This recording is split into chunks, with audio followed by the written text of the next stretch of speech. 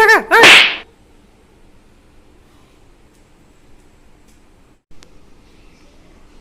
बिफायाबो बिदिनोमोन फिसालायाबो बिदिनो जाबाय जोलैयानो थिग नङा नोंसिना खालि जानाय थानाय उन्दुनाय खिनायल' जेबो खामानियावनो सलिला दा फाग्ला माखासेफ्रा रायनायल' आंखौ माबा होनदों नामा होनाखै आयै आं लेखासो फरायदों मोजां फराय फाग्ला गथ'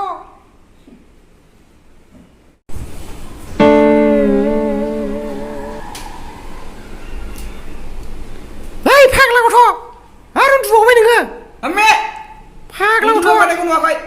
लेखा फरायनायाव उन्दुबाय थानानै जायो नामा लावखार थानानै जाहैदो नोङो फाबजि मोरोन थैनो रोङै गावनि फिसाफोरखौ सोरबा बिदि रायोलै एफा गाज्रि रावखौबो नुफेराखै आङो नोंखौल' नुफेरदों आरो आंखौ माबा होनबावदों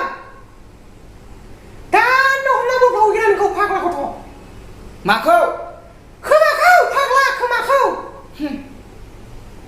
बिमाना मा बियो ना हिटलार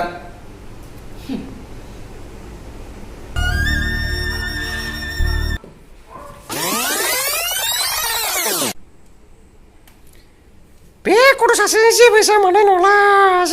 नंला ओइ मोरोन बे न'आव थानायनिफ्राय थैनायानो साबसिनसै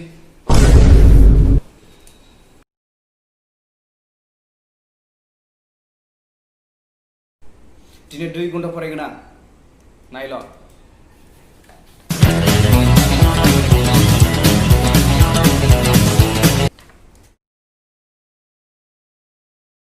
माथो खर'नो हाबासैब्रा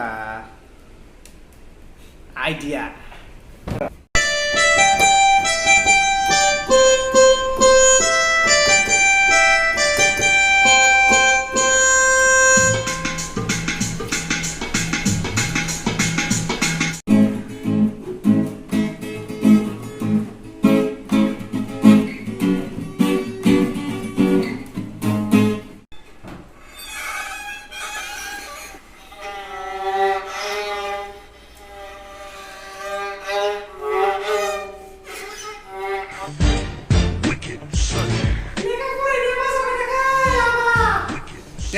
माबा दं आयै गाबोन फ्रेसार्स डे दङ एसे मोसानांगौ बेखौनो एसे रिहार्सेल खालामदां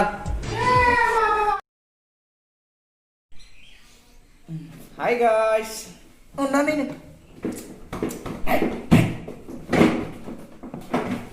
हाय गाइस अननानै नोंथांमोना आंनि भिडिअखौ मोजां मोनोब्ला लाइक खालाम लोगोसे साबस्क्राइब खालाम आरो मा होनो जुदि भिडिअआवहाय माबाफोर गोरोन्थि नुदोंब्ला बा भिडिअखौ माबायदि मोनदों कमेन्टजों खिन्थाहर आरो लोगोसे बेल आइकनखौबो थुनानै ला जाहाथे आंनि गोदान भिडिअ आपल'ड होनाया नोंथांनि नटिफिकेसनाव हाबहैयो बास बेखौनो बुंनानै दिनैनि भिडिअखौ फोजोबबाय